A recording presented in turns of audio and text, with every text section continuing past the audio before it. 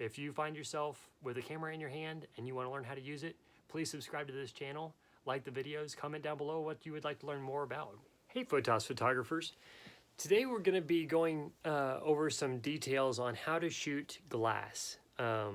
Imaging glass can be a little bit difficult, but um, let's take the subject, the object of glass that is etched and has some I've forgotten the word for it, but it's acid etched so that some of it looks kind of white and the rest is transparent.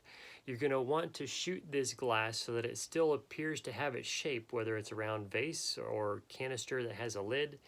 But you're going to want to shoot it also so that the etchings are highlighted. So you're going to need some harsh lighting. If you don't want to harsh light the entirety of your photo, then you might want to put a honeycomb grid on your light, that's harsh light, positioned in such a way that it catches all of the etching, acid etching. If it's formed with etching, then that's going to be an important thing to catch to make sure that you see every facet of the glass. But hard light is going to be the important aspect of how you're shooting. So making sure that your hard light is not too harsh to blow out the edges of your glass. You don't want the glass to appear as if there are holes in it. Unless obviously there are holes, then you're going to want to showcase the design of how the glass is made up. Some very fine vases I've seen have been made with holes through to the inside, but it's above the water level, if that makes sense, so that the water is not draining out of the vase, but it still has that unique and artistic form and design.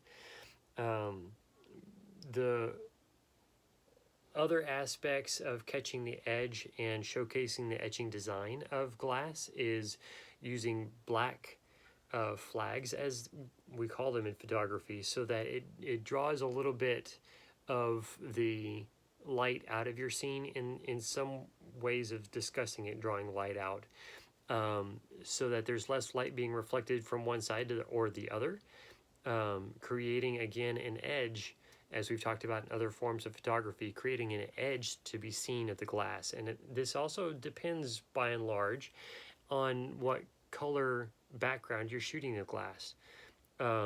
If this is only clear glass with white etching, then a white or partially lit white background, maybe even a gray, would be good to shoot the glass on.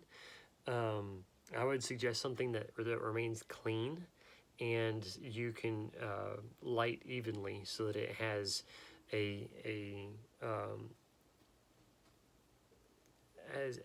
at least while you start shooting this, a minimal gradation of light. As you get more proficient with shooting glass, you might want to light the background in such a way that you shoot on white paper, but let that harsh background light go from nearly pure white in the middle, which it can be seen through the vase, to a darker gray as it fades out through the edges of the vase, and then your harsh rim light to the glass, creating that bright, vibrant white to the edge as the background becomes the varying shades and hues of gray.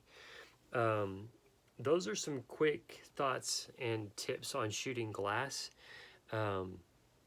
As I get into other things that I have in my thought for the future, we will be covering different aspects and pieces and product in whole portions, and hopefully in much greater detail.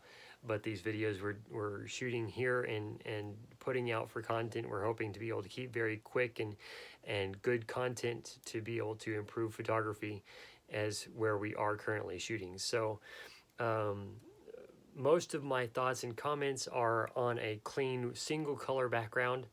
If you want to create a gradation of color in your background, I would actually suggest, as we've talked about before, creating a digital background for yourself. And the reason for that is when you use light modifiers like grid spots, it will start to cause your light to band and you'll see banded light or strands of light that are on your background, and it's not necessarily going to look as nice as you would have taken the background image before your product was placed, smoothed out those light bands, and then replaced that background behind your product.